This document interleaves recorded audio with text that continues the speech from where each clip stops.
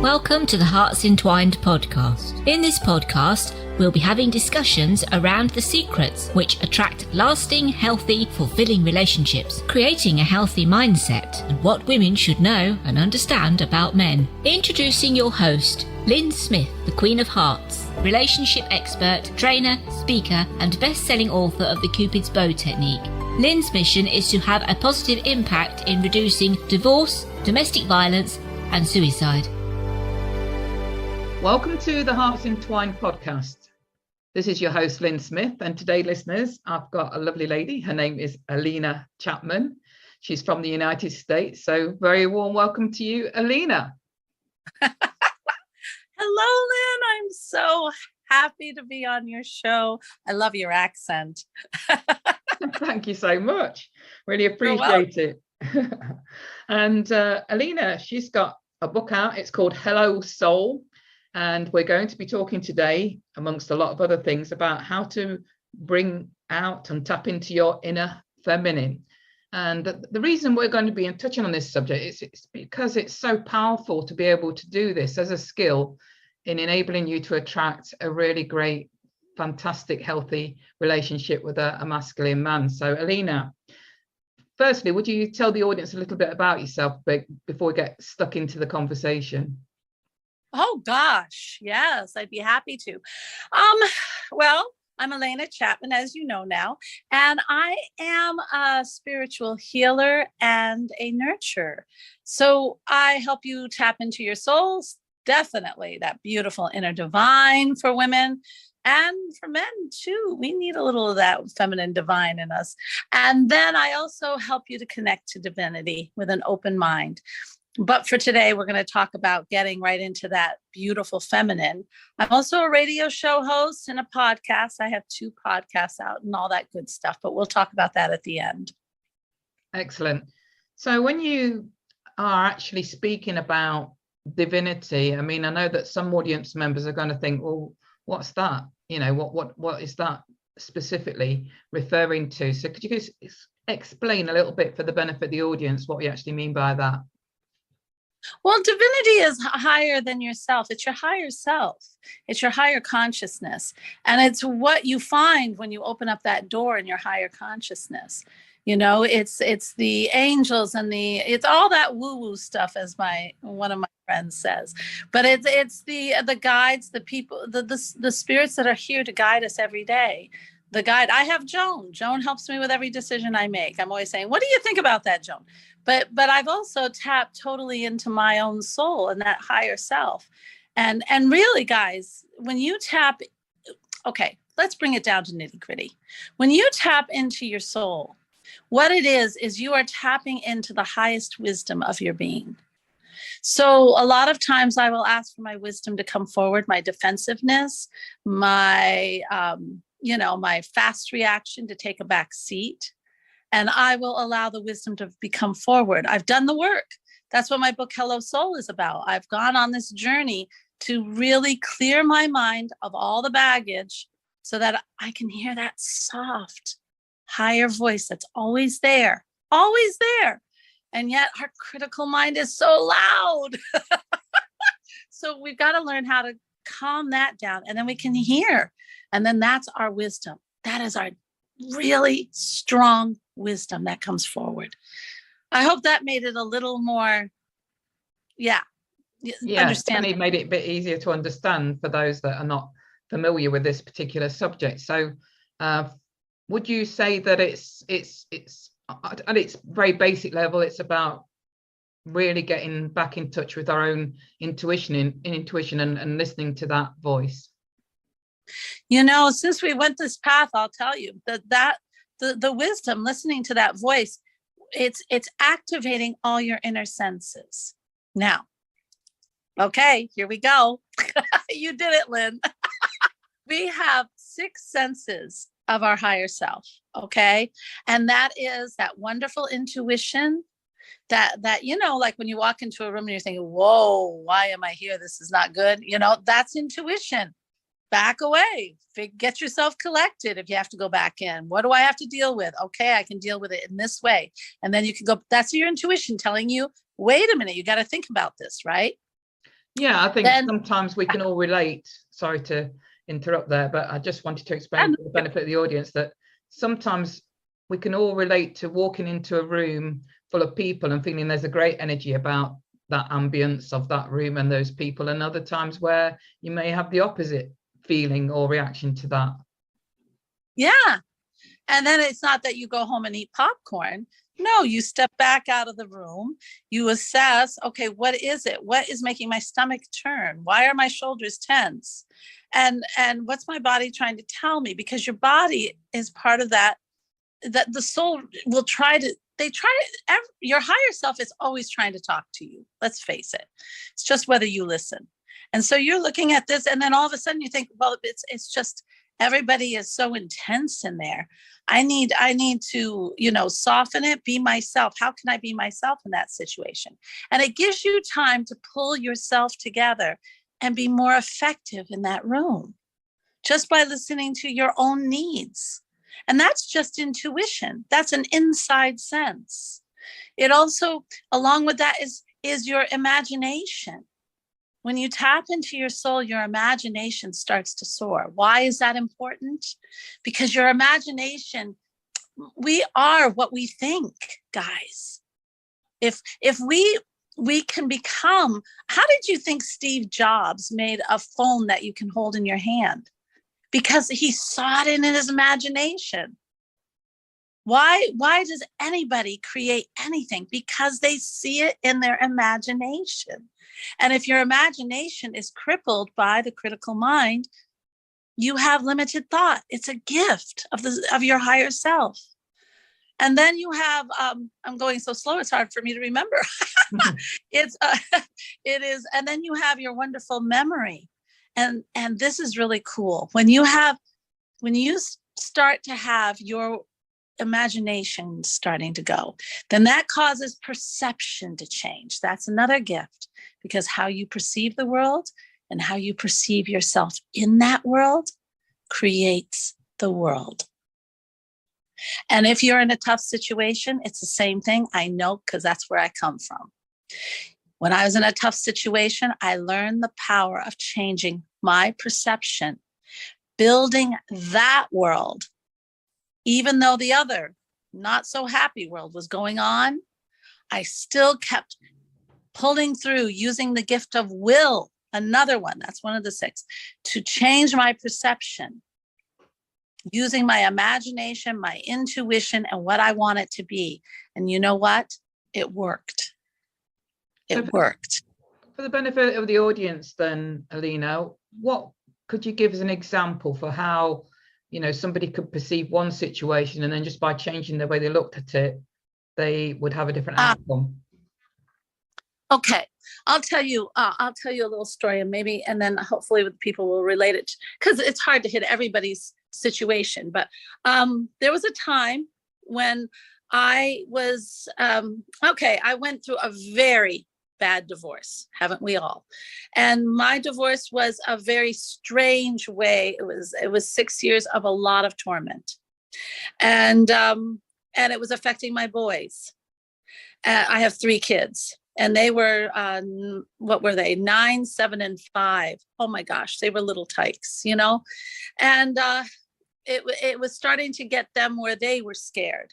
And I was trying to be up, and I was trying to do all the right things. But it was every day there was a crisis. There was something awful that would happen. And it was just starting to get to me. And I thought, this is too much. And the object of the game, as far as I could see, and I can't say who did it because they strapped me on that one. But I can say it was to alter my perception, to make me unstable, so that I was not a fit mom. Do you see? If you're filled with paranoid, you're not a good mom. If you're dealing with crises and your children are suffering, you're not a good mom. See how that works? It's really an insipid little thing, isn't it? And I can't, was the other side doing it? Who knows who was doing it? It doesn't matter who was doing it. The matter is that it was done.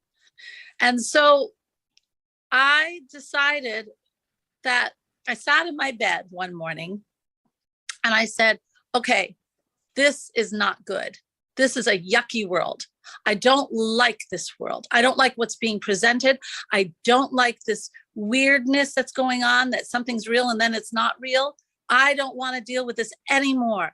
And so I said, and my boys, what do I want them to think when they're 30 years old?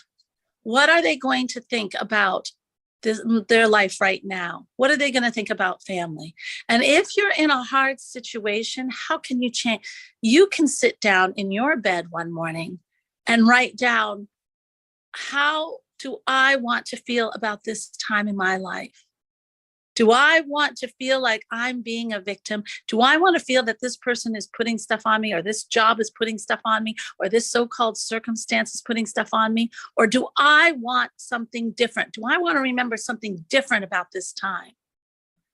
And when I sat down in my bed, I wrote down 5 little things about my boys.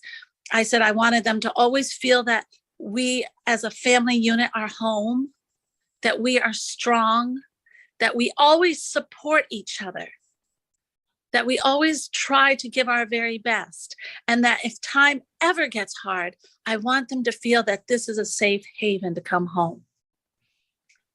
And I started to build that. I started to leave little notes in their knapsack. I moved us to a house that was really I could see all areas of the land. Nobody could sneak up on the house. So my boys wouldn't be scared. I started to build their world. I'd leave little, like I said, little cookies and stuff in their knapsack saying, have a wonderful day. I love you so much. You are the master of your world, honey. And then there they would go to school.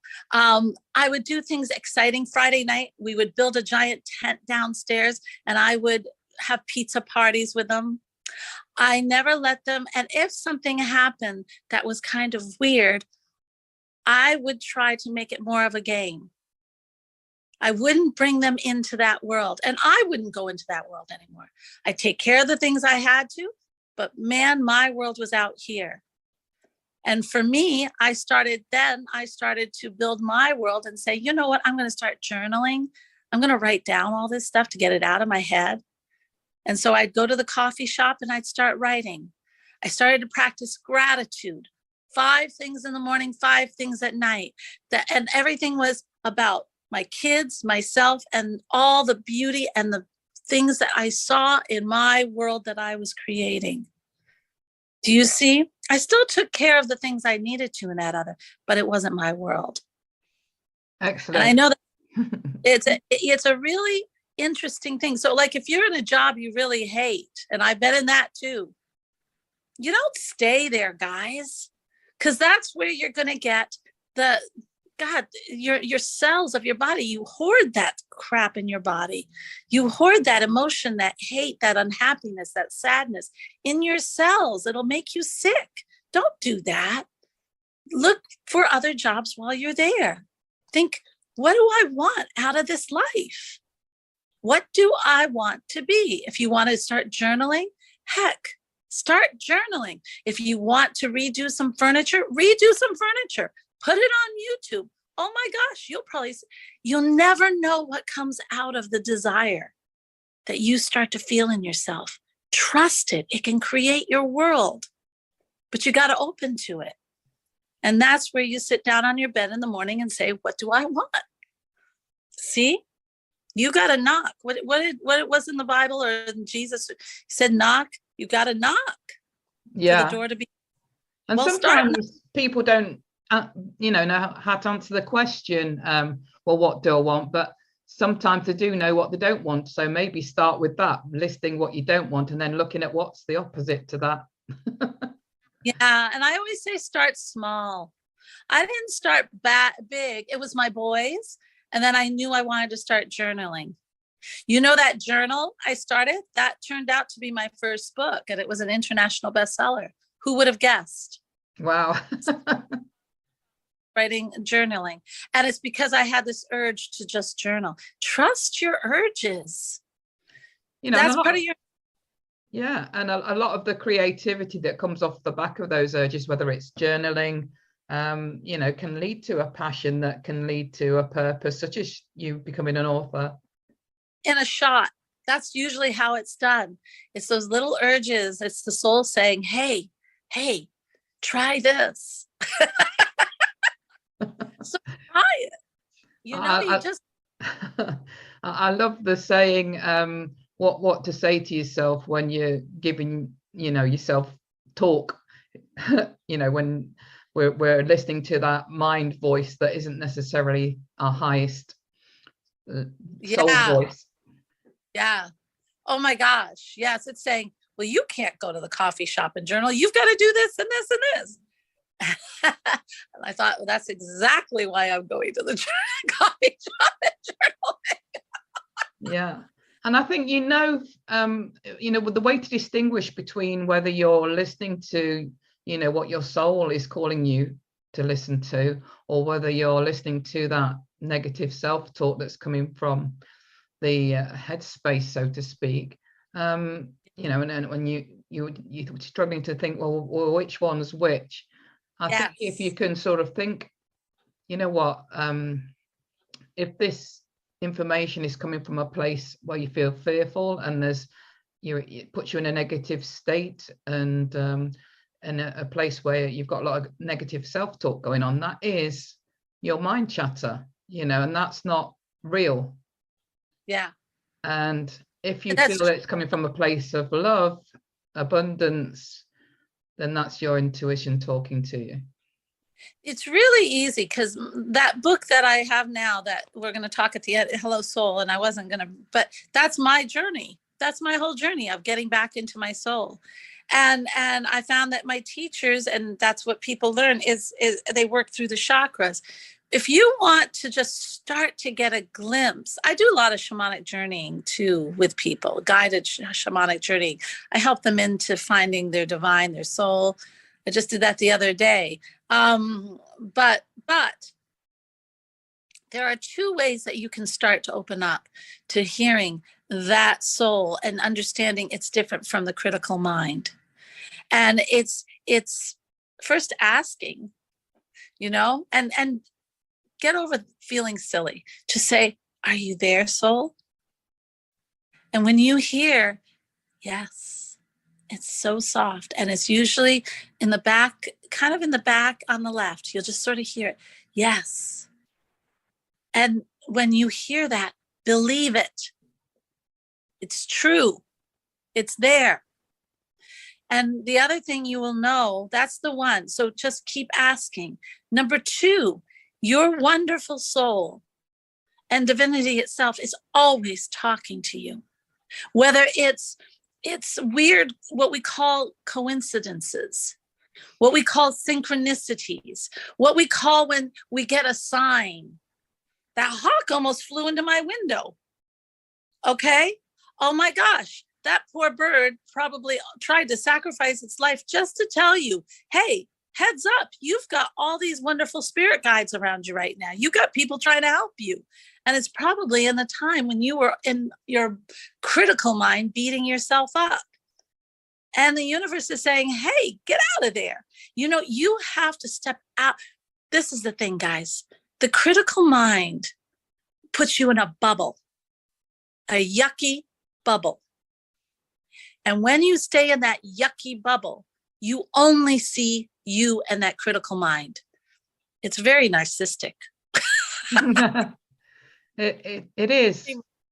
It is, definitely. The thing is, I suppose, that we're not taught this level of awareness in schools or by our parents usually, are we? No, actually, we're taught the opposite. I remember my youngest came home, and he's very intelligent, sometimes too intelligent. And he said, well, Mom, he was listening to podcasts, and I was listening with him. And I heard all these people just deconstructing everything, tearing it down, why it doesn't work. And I finally just looked at him and I said, well, this is great. I'm glad that they're finding the problems. I said, but where's the building? And he said, what do you mean? I said, well, you destroy something, then you build something better, right? And he goes, no, Mom, they don't do that. I said, well, honey, then what are you left with? You're left with just criticizing yourself, beating yourself up all the time. You've got to learn how to build. And that's what we're learning in school, and they call it critical analysis. See? And it tears us down. You do that outside, you do it to the movies, you do it to the games, you do it to other friends.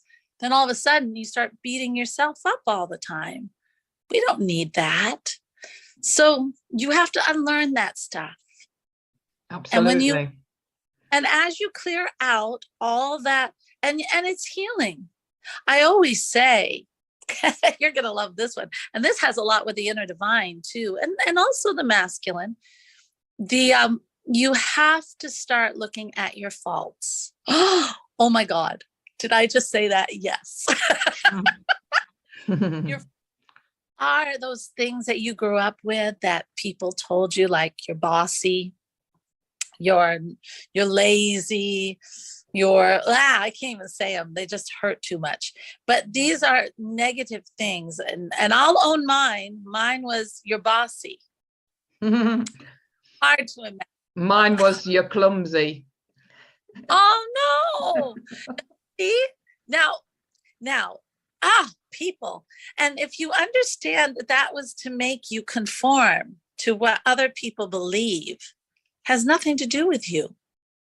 And when we start looking at our faults and doing a meditation and going in and saying, okay, what is the gift of this fault?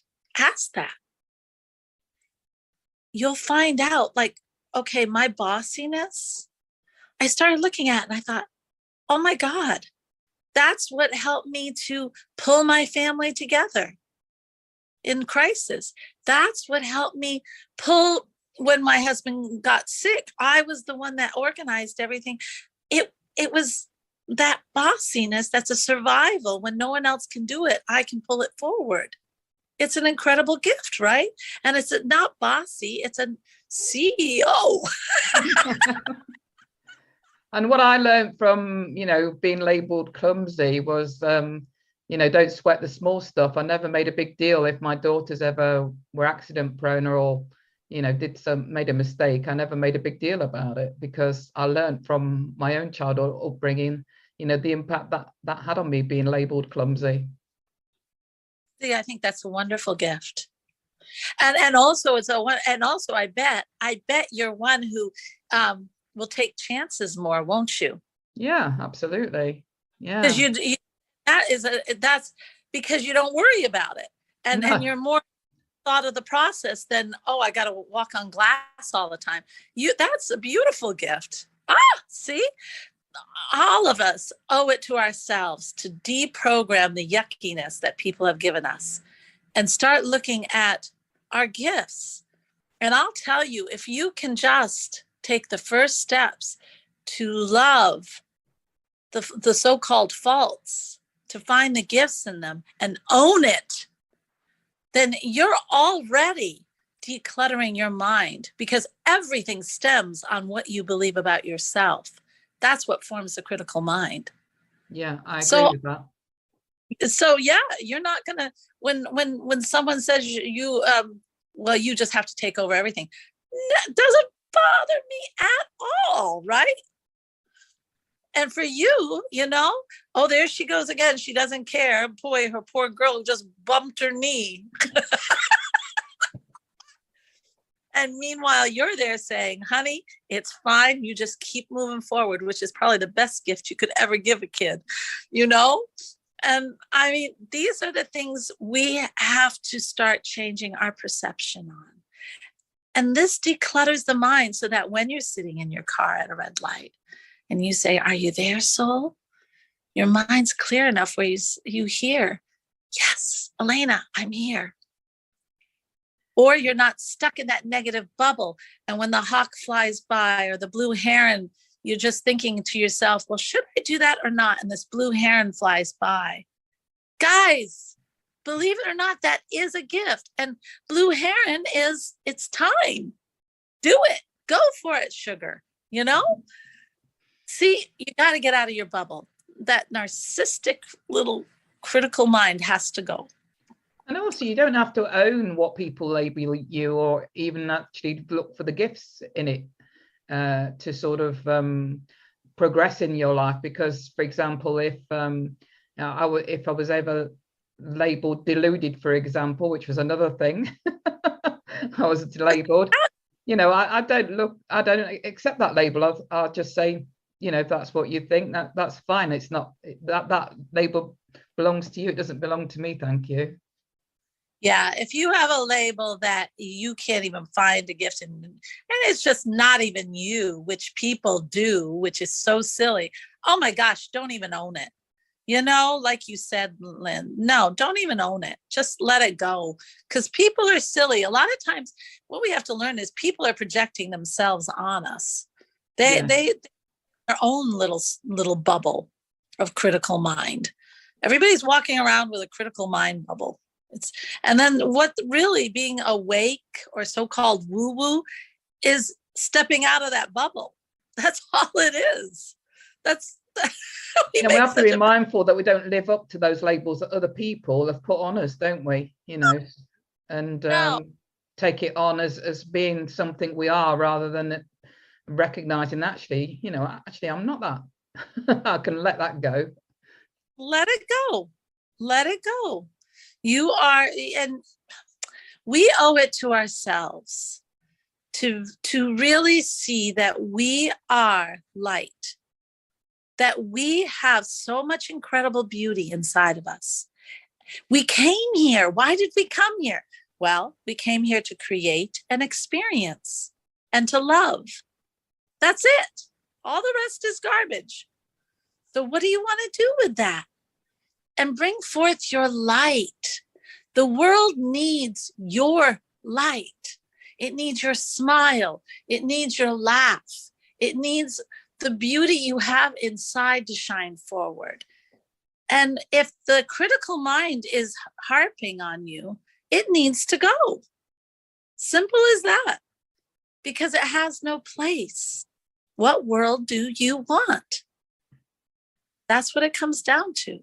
Yeah, we can either carry on listening to that negative self-talk, or we can just, we don't necessarily expect people that are not used to sort of going on this personal development journey to sort of grasp and turn things around straight away. But, if you do find yourself thinking negative thoughts, you can just acknowledge it and just say, yeah, okay, yeah, I hear you, but you know what? I want to focus on something more positive at the moment. So that's a good one. You can challenge your negative thinking.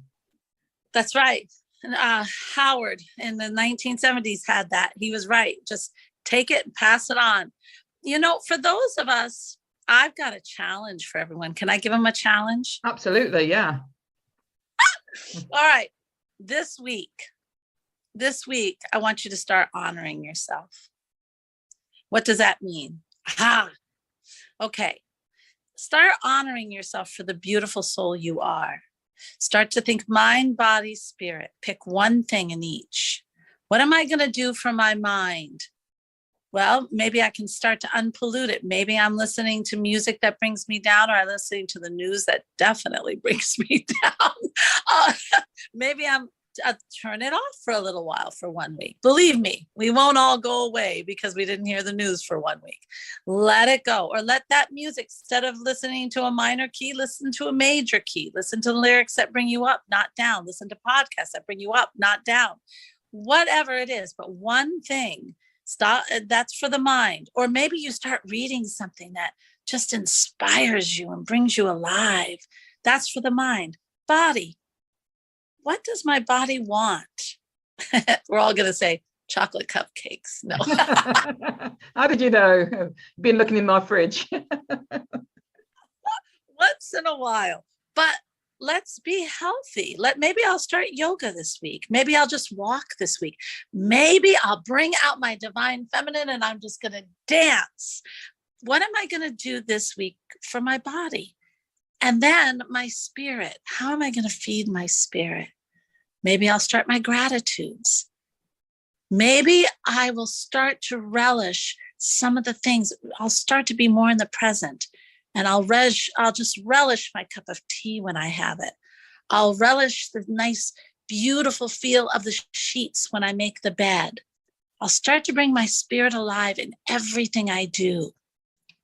Just do that for 1 week, and you will find just that elevates you in your own eyes. Isn't that cool? I love that. Yeah, I do a lot of that kind. Some great tips there, as some actions that we can implement. They're easy actions that cost nothing, that are going to change things for the better for all of us. Yep. Well, that's what we're all here. We're here to give you tools, and Lyn does too. Tools that you can start yourself, because it is you. It's you. You have to take the step forward. Yeah. But it is easy to start to hear the soul when you start to get yourself into a position where you are open to it. And that divine feminine comes right along with it. You start honoring yourself. Oh, my dears, you're going to start to feel the beauty that you are. And really, the divine feminine is just accepting who you are, not making allowances, not trying to be a man. But if you have that more masculine, feminine feeling inside you, then that's all right? Because that's who you are. But if you are someone who loves to wear the skirts, loves that perfume, that lipstick, wear it. If you're someone who wants to dance, who loves to just have fun, then do it. Because that's you. Yeah. And I think that's been, I suppose, societally driven out of us over the recent decades, hasn't it? Been who we naturally are at our core. Well, if we look at, I don't know what was happening in Europe then. I mean, I was a little tyke, but I remember, when I came into the world, and I'm aging myself here, but it was when we were in America, we were burning the bras, right? And burning the bras, I get it. But then we were gaining all the rights. We had already got the right to vote. Now we just wanted to live, and we wanted equal pay, which we still don't have. But we wanted that. But what we thought we had to do was assimilate and we had to live in a man's world, being more like a man. So you saw more women wearing pants and going into the corporate world and learning how to play their game and trying to get into the boys' club. And we lost ourselves. Yeah. And I think that's around the misunderstanding about what equality actually means. I drum this home quite a lot, but equality means equal opportunities. It doesn't mean being the same as a man. Exactly. And then when you finally got to be like a man, you really conquered that whole problem. Then they called you bossy. And then they didn't find you attractive. No, and then they don't find you attractive, and they think, well, what's up her problem? Either that, or they just treat you like one of the boys because you're just exuding that masculine energy. Yes. Yeah, that too. So, I think the best thing for us is to find that beauty. If you start honoring yourself, that's a good way to start finding that femininity in you. And well, just rejoice. First, you just have to find out who you are. And then you can bring forth any part of you that you want to bring forth. Excellent. I love skirts. I absolutely love skirts. My mom always wore pants. She goes, why do you always have to wear skirts? And why don't you cut your hair? I said, because I love my hair long and I love my skirts. Period. I love it. It's nice. It feels good. I just feel freer in skirts. That's me. If you don't like skirts, now I wear pants too, but I love my skirts. And so that's me. And it's okay. Yeah, either way. I mean, I think we all have different ideas about what helps us to feel feminine. For me, I very rarely wear makeup, but I do like to wear a flower in my hair. I do like to wear floaty skirts, like you mentioned. And, it's not about makeup for me or high heels that makes me feel feminine. It's more about, wearing nice perfume or a nice underwear or, putting a flower in my hair. It's all, you do things for you. Yeah. And you will start to bloom. And whoever you are, that's perfect. Yeah. And that's what's attractive to the opposite sex, get in touch with your core natural feminine energy in the context of our intimate relationships is what then it gets exuded and what men find attractive about us. Yeah. All it is authenticity, and to deal with and being outside the critical bubble. Because when you're outside the critical bubble, then you can build that confidence. You can build the stuff that's good and healthy in you that makes you just come alive. It's just, quieting it down and start with honoring yourself. There's all sorts of things you can do, but that's one really good tool to start with. I loved what you shared around that. And I think that's a great message. Any other tips before we wrap up the conversation, Alena?